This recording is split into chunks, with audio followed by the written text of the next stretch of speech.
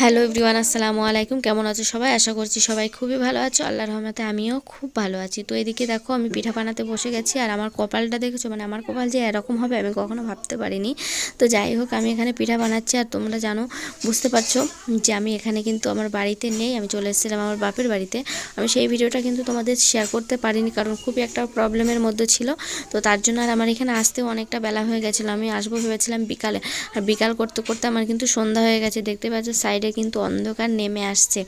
তো তারপরে আমি এসে এখানে চেঞ্জও করতে পারিনি। দেখো পার্সটা কিন্তু আমার পাশেই রয়েছে, পার্সটা শুদ্ধ আমি এখানে বসে পড়েছি, মায়ের ওখানেও যাইনি। আমি জাস্ট আমার ভাই পরশু নিয়ে আসলো আর বাইকে করে, আর আমি আমার সেজু ভাইয়ের বাড়িতেই বসে পড়েছি রান্নার কাজে। মানে রান্না আমার পিছু ছাড়ে না, কাজ মানে কাজ আমার জীবন থেকে যায়ই না, মানে কোথাও গিয়ে আমি রেস্ট পাই না, জানো তো, এমন অবস্থা আমার। তো তারপরে দেখো এখানে আমি পিঠা বানাতে শুরু করে দিয়েছি, আর এদিকে আমার ভাবি একটা একটা করে দেখে শুনে যেটা ভালো আছে সেটা মানে রসের মধ্যে দিয়ে দিচ্ছে। এখানে দুধ আছে আর আখের গুড় আছে, দিয়ে রসটা বানানো হয়েছে। তো এই পিঠাটা আমার ছোটো ভাই খেতে চেয়েছিল, আমি না বসে জুত পাচ্ছি না, জানো তো, মানে নিচু জায়গা তো, আর আমাকে একটা পাতলা একটা ফিরে দিয়েছে। তো আমি এরকম পাতলা ফিরে নিয়ে বসতে পারি না। তো আমি মানে উঠছি বসছি, আমি জুতই পাচ্ছি না, মানে কীভাবে যে বসবো আমি ঠিক পাচ্ছি না, জানো তো, মানে এরকম হচ্ছে। আমি একটু উঁচু জায়গা না হলে আমি বসতে পারি না। তো তোমরা কে কোথা থেকে আমার ভিডিও দেখছো সেটা কিন্তু অবশ্যই কমেন্টে জানাতে ভুলবে না। আর আমার এই পিঠাটাকে আমরা বলি কাছি পোড়া পিঠা, আর অনেকে বলি আকসা পিঠা। তো তোমাদের এলাকাতে কে কী পিঠা নামে জানো সেটা কিন্তু আমাকে অবশ্যই জানিও। আর আমি একটা টেস্ট করে দেখলাম যে কেমন হয়েছে। তো মাকে বললাম যে একটু নুনটা মনে হয় বেশি বেশি লাগছে। আর এই পাশে যে বসে আছে ওটা আমার ভাবি, ওটা আমার বড় ভাবি। তো খেতে খেতে এখানে একটা ভাইজি আমার দিকে তাকিয়েই ছিল, ছোটো বাচ্চা তো ওকেও একটু দিয়ে দিলাম। আর আমার ভাই বলছে এত সেজে গুজে এসেছে। আমি কোথায় সেজেছি বলো তো, আমি কি সেজেছি? বলে কি মেকআপ করেছি, মানে আগুনের কাছে বসে আছি তো তো একটু মুখটা চকচক করছে, তো বলছে যে মেকআপ করেছি নাকি। আমি কিন্তু সত্যি কখনো মেকআপ করি না। আমি জাস্ট একটা ক্রিমও সেভাবে লাগাই না, গরমের সময় তো একদমই ক্রিম লাগাই না, একটু লিপস্টিক আর একটু কাজল লাগিয়েছি জাস্ট, আর কিচ্ছু না। আর কাজল আর লিপস্টিকটা আমি ছাড়তে পারি না, আমি জানি না, টিপটা তো আমি ছেড়ে দিয়েছি। আগে টিপ পরতাম, টিপ ছাড়া আগে চলতোই না আমার, কিন্তু আমি এখন আর টিপ পরি না, জানো তো। টিপ পরা মানে একবার বন্ধ দিয়েছি, তো তারপরে আর পরি না, এখন আর ভালো লাগে না টিপ পরতে।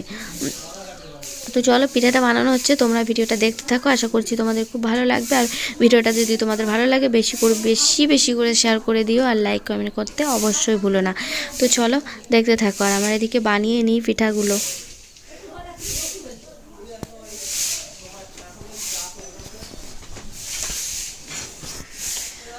তো আমি এখানে একটু চেঞ্জও করতে পারিনি, জানো তো। তো এদিকে আমার ভাই বসে আছে ভাইজিটাকে নিয়ে, আর আমি এদিকে দেখো আমাদের ফাইনালি পিঠা বানানো হয়েও গেছে, আর আমার ভাইজি ওটাকে নিয়ে যাচ্ছে। আর আমি একটু চেঞ্জ করবো, যে আমার খালাম্মা, তো আমি একটু ভাবি নাইটিটা পরি, আমি তো থাকবো না ভেবে নাইটি নিয়ে আসিনি। আমার জামা ছিল এখানে, তো আমার ভাইজি পরেছে জামাটা, তো তার জন্য আর পরতে পারলাম না। তো চলো আবার পরে দেখা হচ্ছে, গোছগাছ করে নিই তারপরে কথা হবে। তো গুড মর্নিং সবাইকে। তো পরের দিন সকালে আমি ভিডিওটা আবার শুরু করলাম, আর এখন সকাল হয়ে গেছে। মা বললো চা বানা, তো চা বানাতে আমি চলে এসেছি। আর চা মানে চিনিটা শেষ হয়ে গেছিলো, তো চিনিটা নিয়ে আসছে। তো আমি আর কোটোতে ভরলাম না, আমি বললাম যে পরে মা ভরে নেবে খুনি, আমি এখন চাটা চটপট করে বানিয়ে নিই। তো এখানে আমি চা বানিয়ে দিচ্ছি, দু মুঠো হাতের মুঠোয় করে দু মুঠো চিনি আমি পানির মধ্যে দিয়ে দিলাম, কারণ মা একটু চিনিটা বেশি খায়, আমি কিন্তু বেশি খাই না। তো ভালো লাগলে খাবো চা, ভালো না লাগলে খাবো না। তো তারপরে দেখো চাটা খেয়ে নিয়ে আমি এখন একটু ফ্রেশ হয়ে নিলাম। তারপরে আমার মুখটা একটু দেখলাম কেমন লাগছে। আসলে আমি এখানে আসলে একটু কালো কালো হয়ে যায়, তো এমনিতে কালো, তো তার থেকে একটু বেশি কালো হয়ে যায়। তো এখানে আমরা সবাই বসে গল্প করছিলাম, আর এই যে আমার খালাম্মা বাড়ি যাবে বলে রেডি হয়ে আছেন, আমার না ঘুম পাচ্ছিল, তো তার জন্য একটু হাই তুলছিলাম, ভালো লাগছিল না। তো তারপরে দেখো খালাম্মা বাড়ি চলে যাবে, আর আমি কিন্তু বাড়ি যেতাম, মানে কিন্তু আমি যে তার কিছু প্রবলেমের জন্য যেতে পারিনি। তো আমি অবশ্যই কালকে বাড়ি চলে যাব, আর বেশি থাকবো না, কারণ রোজার শেষের দিকে আমাকে আবার আসতে হবে, তখন আমি এখানে থাকি কয়েকদিন রোজার মধ্যে। তো চলো আমরা এখানে অনেক গল্প করছিলাম, মা বললো যে ছাগলের ডাক্তারকে ফোন কর। তো আমি ফোন করে দিয়েছি, ছাগলের ডাক্তার আসবে। এই ভিডিওটা তোমাদের পরে দিয়ে দেবো। চলো ভিডিওটা আমি আজকের মতো এখানেই শেষ করছি। ভালো লাগলে লাইক, কমেন্ট